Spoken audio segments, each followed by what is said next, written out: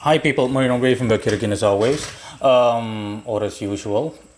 In this video, on and on we go with the astrological videos or astrologically themed videos. In this video, obviously based on the header, I'm going to discuss intellectual brilliance, essentially within the scope of natal astrology, the conferrers of intellectual brilliance. So which planets, regarding the constellation that people are born under, the planetary constellation that people are born under, which ones give away signs of brilliance, or at the very least the potential, the heavy-handed potential for brilliance or genius. Now, by default, Mercury, Uranus, and Neptune. Neptune is, in order of importance, so to speak, Neptune comes in last. And of course, this is simply in a black and white manner, or put in an as black and white manner as possible. In reality, obviously, there's a lot more to it, but by default, this is the case. The two planets that deal with genius by default are Mercury and Uranus. Mercury by default simply deals with having a quick wit about you, as in being able to respond on the go, mental flexibility, mental agility. These are the keywords that you need to keep in mind. People that were born under a strong Mercury, as for example, Mercury was in Gemini when they were born, or Mercury was in the house that Gemini rules over, or both, or any other favorable position or positions in the way of aspects and whatnot. They indicate that people like that in general, born under such a placement, under such a constellation, they'll have a quick wit about them. They'll be mentally agile and flexible. They'll be able to easily change their minds in a constructive way. They'll be able to adapt to any mental situation or a situation that requires mental adaptation. And they'll, generally speaking, have a quick wit about them. Now, for Uranus deals more with brilliance from a technological perspective, or simply one's intuition fine-tuned to near perfection. Uranus simply by default is the planet that deals with sudden changes. So someone that was born under a strong Uranus is someone that will have, for example, technological brilliance. For example, if Uranus was in Aquarius, or Uranus in Libra, someone that will be well balanced, okay, and that will have a good deal of clairvoyant and intuitive capability about them. Ideas will come to them essentially in the sense of all of a sudden getting a flash of brilliance, literally a flash of brilliance. That's it for Uranus. And last but not least, Neptune. Neptune deals with the same thing as Uranus, but in a more spiritual manner, specifically focusing on dealing with etheric forces, essentially spiritual forces, or spirits, anything that can be labeled under the occult, whereas Uranus deals more with scientific pursuits and esoteric pursuits of a scientific nature, and vice versa, like astrology, for example, or tarot card readings, or anything like that. There's a clear-cut difference, okay? Neptune keyword is clairvoyance. Uranus keyword is intuition. There's a difference between the two. They go hand in hand, but there's a difference. There's still a difference. Clairvoyance is simply the ability to perceive that which is not visible to the naked eye, as well as that which is not directly in the material world. Whereas that's what Neptune deals with. Whereas with Uranus simply deals with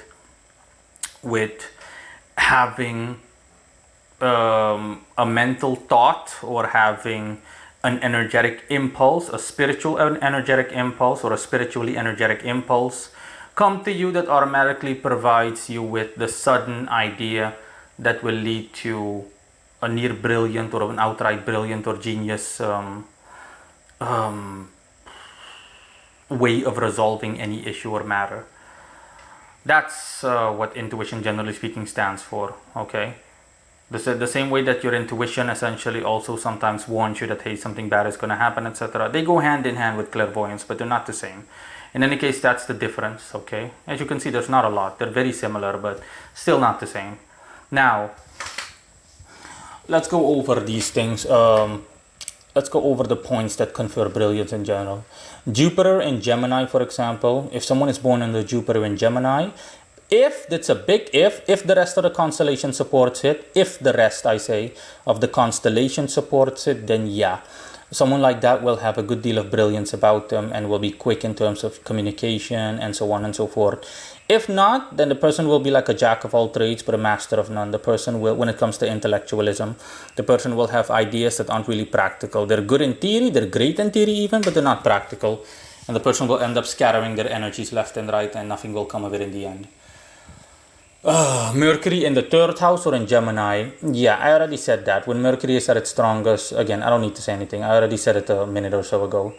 Moving on, Uranus in the first house. Uranus in the first house, yeah, those kind of people are brilliant, especially when it comes to scientific pursuits and whatnot. Not a lot else to be said. The first house is the house that Aries rules over. And although Uranus does not function well in fire signs, including Aries, obviously, it does well in Aries' house, provided, like I said, provided for the majority of the things that I'm going to bring up. This is for the constellational placements. For the absolute majority, the general rule is they need to be well aspected, they need to be exalted. So all the planets that I'm mentioning, etc., they need to be strong. Okay, not super strong, but they need to function well. If they're afflicted, then obviously what I say is not applicable. The opposite essentially will apply. But I'll get to that at the end. In any case, provided that everything is well set in place and Uranus does at least moderately well in the first house, then yeah, there will be the potential for brilliance. Uranus in the third house is essentially the same, but it specifically focuses on day-to-day affairs and, like I said, mental flexibility, but in a different manner. Okay, if you compare the two, Mercury in the third house, the house that it rules over, that's the house of Gemini, and Uranus in the third house, it's like comparing, like I said, it's like comparing Uranus and Neptune. Okay, Mercury brings about mental flexibility. Uranus will bring about intuitive flexibility.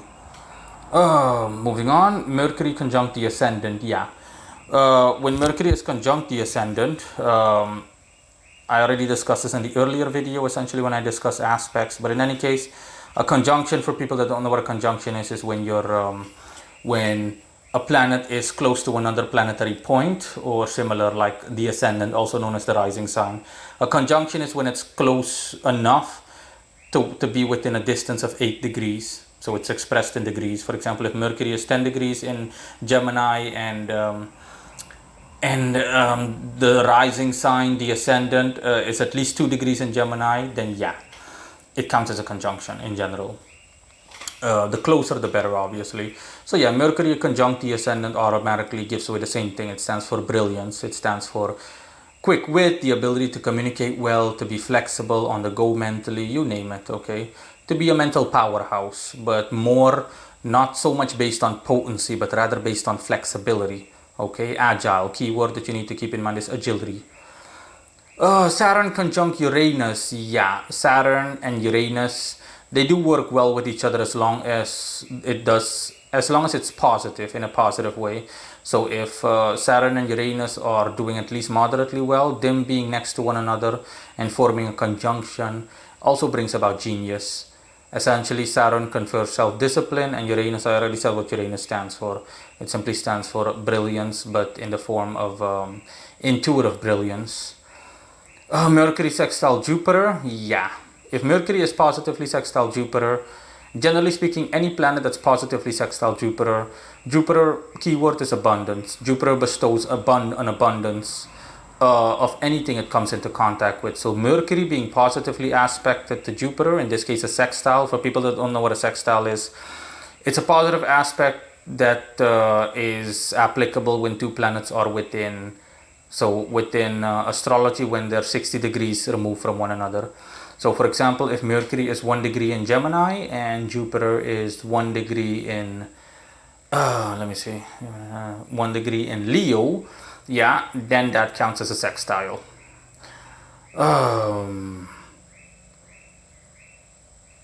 Sun conjunct Uranus.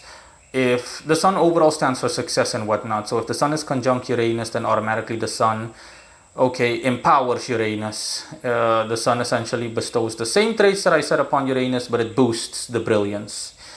Again, it boosts the brilliance, or the level of brilliance that someone can display, or the chance of that being the case. Mercury conjunct Uranus, well, I don't need to say anything, okay? I've already discussed Mercury and Uranus up to this point plentifully enough. So yeah, these two being next to each other, oh boy, yeah, that's one delicious genius. That's one delicious genius-based placement. Venus trine Neptune unexpectedly, okay? As you can tell, again, Neptune is only going to be brought up once here, because Neptune comes in dead last. Neptune doesn't literally have to do with brilliance. At best, Neptune has to do with brilliance from an occult point of view. I mean, you could say that I'm thingy brilliant when it comes to the occult, to say the least, obviously, even if I say so myself. Yeah, okay, that's what I mean in that context. In any case, Venus trine Neptune simply stands for brilliance, but brilliance of a creative nature. Venus simply deals with being creative. So an example of someone being brilliant where displacement comes into play is someone, for example, that has the clairvoyant capability to the point where the person is capable of painting brilliant paintings or anything like that. Anything along. Usually these people will both have an interest, at least superficially, in occultism as well as in the art forms or just plain art forms. Think of any artist, someone that produces a brilliant Broadway musical, someone that that's the screenwriter of a box office hit. It just goes on, okay? Think of the brilliant painters of the world, Vincent van Gogh, Rembrandt, etc., etc. These are all examples. Now, I'm not saying that these guys had displacement. It's just an example, okay? That the potential that someone with displacement has. Okay, someone like that can be very similar to these people. Last placement or aspect regarding the constellation that I'm going to discuss is Jupiter trine Uranus. I already said that Jupiter deals with abundance, so Jupiter being positively aspected to any planet, especially the planets that I mentioned here. Uranus, oh yeah, then yeah, Jupiter will bestow a good deal of brilliance upon Uranus. This is essentially a better version of where was it again? Let me see. Yeah, essentially this is the better version of essentially Mercury sextile Jupiter. Okay, because a trine is better than a sextile in general. For people that don't know what a trine is, Trine, that's when two planets are aspected to one another within a radius of 120 degrees. So for example, Uranus is 1 degree in Gemini and Jupiter is 1 degree in Aquarius. That's an example of a trine. So yeah, that's essentially it. These are the things that you need to keep in mind. Okay, people of an intellectual nature, what you need to keep in mind is I haven't discussed elements up to this point, but I am going to bring it up here. The element air is all prevalent. Okay, people that have a strong air influence, this applies to me especially as well. Okay, my strong Libra influence is the reason that I have an interest in intellectual things or things of an intellectual nature. So people with a lot of air signs in the constellation that they were born under, so by default the air signs Gemini, Libra and Aquarius, these people in general they are more leaning towards intellectual faculties. These people have an interest in again, all things intellectual, okay? Not specifically education, but things of an intellectual nature, things where you need to really you need to have that extra bit to be able to go that extra mile mentally. Okay, because education can be taught. Any person can be taught to memorize data and whatnot, so to speak.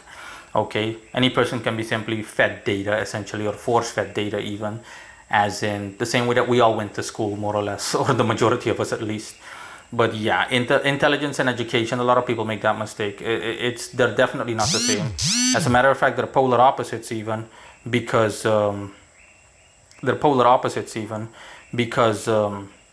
education, like I said, simply has to do with memorizing the essential subjects that you need to memorize. Some of them aren't essential at all, but essential knowledge, that's what you need to keep in mind. Okay, that's the key word here, essential knowledge. Whereas intelligence has nothing to do with that. Intelligence is simply having the mental faculty or faculties in the way of intuition, clairvoyance, and outright brilliance and or genius to actually go beyond the basics. That's why inventors go beyond the basics, okay? They use the basics as a stepping stone, but they come up with something new entirely in the way of a concept. That's what I'm referring to and or getting at. Just ignore my You've Got Mail notifications in the background, lol. Now, last but not least, I'm going to close off with something interesting. Most people are familiar with Nikola Tesla. Nikola Tesla is loosely known as the inventor of electricity and inventing a lot of other things, okay? The whole car series model, the Tesla, is named after Nikola Tesla. And stay tuned for the end of this video, because in a second I'm going to show you guys what the reason for Tesla's brilliance was. But I'm simply going to discuss it now, and then you can have a look at his chart with the instructions outlined, the way I've done in the other astrological videos. in relation to this astrology series, if you will, if you want to call this a series. In any case, long story short, at surface level, when you take a look at Tesla and his birth chart, which I have here, he was born on July the 10th, 1856, which was a Thursday in what is known as present-day Croatia. Then there's nothing special, honestly. Okay, Tesla has 2 planets in Libra, 3 in Cancer, 1 in Gemini, 2 in Taurus, 1 in Pisces, and 1 in Aries. But this is what I'm getting at, okay?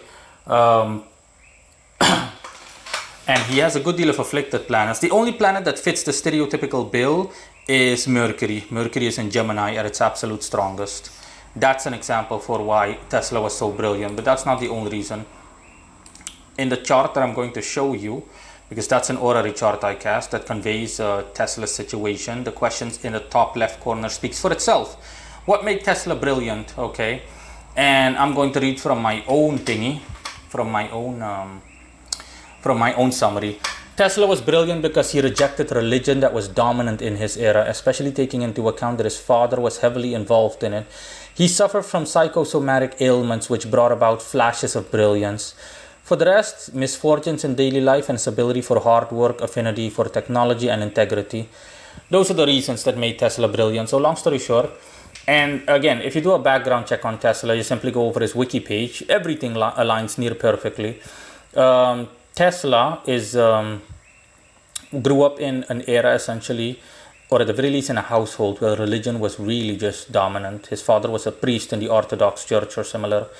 And Tesla, he simply didn't want any of that. He simply wanted to, he wanted a non-religious explanation to the so-called wonders of life or factors of life that he saw, the elements that he saw present in daily life and whatnot, and everything that makes up the world. And he simply went for a non-religious approach because he wanted a non-religious explanation for all the things you see in life. And yeah, the result speaks for itself. At surface level, Tesla doesn't have anything brilliant about him. His main driving force was just what I said, his anti-religious tendencies or anti-religious dogmatic tendencies, his psychosomatic illnesses. For people that don't know what psychosomatic illnesses are, these are like mental disorders. It's essentially basically hallucinations and essentially just nervous ideas that come to mind. But in Tesla's case, it worked out in his favor because he got flashes of brilliance. Yeah, and that's the reason why Tesla also, for example, became enamored with physics and whatnot, you name it. Okay, and last but not least, yeah, his ability to endure hardship and the fact that he's level-headed, he possesses integrity, and he's a hard worker. All of these things led to Tesla being such a brilliant inventor. The only drawback essentially is that the reason why Tesla wasn't really known in his lifetime, because people, the general saying is also that Tesla died broken alone, and essentially other inventors or would-be inventors like Edison and whatnot stole his ideas.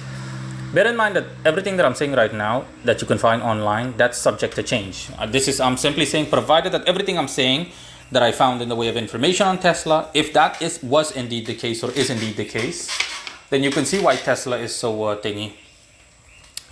Then yeah, unfortunately, that's the reason why Tesla was not capable of actually making a name for himself, despite the fact that he came up with a lot of things that are used today, the radio, electricity, everything. So hypothetically speaking, someone always beat him to the punch. Someone beat him to it, and this specifically indicates why, okay? The thing is that Tesla, it's because Tesla had Jupiter in Aries when he was born. Hold on, let me just briefly check this. Yeah, Jupiter was in Aries when Tesla was born, okay? And it was specifically referring to day-to-day affairs. Now, I can't say for sure if Jupiter was in Gemini's house when he was born, but most likely that was the case. And as a result, he suffered a good deal of misfortune. Just think about what I said earlier, okay? Jupiter simply deals with abundance. Jupiter is the planet of abundance. Where Jupiter is located when you're born means there's going to be a lot. That's all you need to think about. Keyword, a lot. And Jupiter was in Aries. Aries in this case stands for misfortune, and Gemini's house stands for day-to-day life. So yeah, it's simply a matter of connecting the dots so you can see for yourself what time it is. Okay, Nikola Tesla simply had the character trait that was bestowed upon him at birth, which is visible in the constellation under which he was born. And that made it so that he suffered day-to-day misfortunes, which caused or which led others to be able to beat him to the punch in terms of achievements and accomplishments. If you do a background check, lastly, what I'm going to say is if you do a background check, then you'll also, because I saw that once or twice, that he suffered misfortunes regularly. For example, he would create an invention, and then all of a sudden his laboratory with the invention, the prototype, and all the information that he left in his laboratory or research facility or whatever, on which he scribbled notes, and all of his research data essentially on how to create any new invention like the radio, was lost in a fire. Bottom line is that bad things, misfortune would consistently or near consistently happen, or at the very least regularly happen to or befall Tesla. And that's the reason for why he was never able to actually make it to past the quote-unquote finish line, okay, for the majority of his inventions, or at the very least for a good portion of them. So yeah, that is all in any case. Next up is Tesla's birth chart, but you can ignore the time obviously because I don't know when Tesla was born. Even the location, Tesla was born in a village called what's it called again, man? Tesla was born in, let me see, early years. Tesla was born in he was born as an ethnic Serb in the village of Smiljan. Smiljan is in a region of Western Lika in Croatia. But yeah, I couldn't find Smiljan in my astrology software. So the closest I came to is a village called Gospic. I hope I'm pronouncing that correctly. Gospic in Croatia. It's 6 kilometers removed from Smiljan, where Tesla was born. And I checked the coordinates. It literally barely makes a difference. Virtually, it makes no difference. So yeah. In any case, enjoy, and you can see for yourself you can see for yourself what the deal was with Tesla's constellation. Okay, the planets and their zodiac signs are correct. You can ignore the houses, okay, but planets and zodiac signs are correct. Like I said, at superficial level, you'll say, hey, there's nothing special, okay. Uranus is in Taurus. Uranus is afflicted in Taurus. Nothing, with the exception of Mercury being in Gemini. There is no clear-cut indicator of brilliance, the likes of which I described. Like I said, these are general black and white indicators. But as is the case for the most part in life, things don't happen black and white. In any case, enjoy, guys. Bye.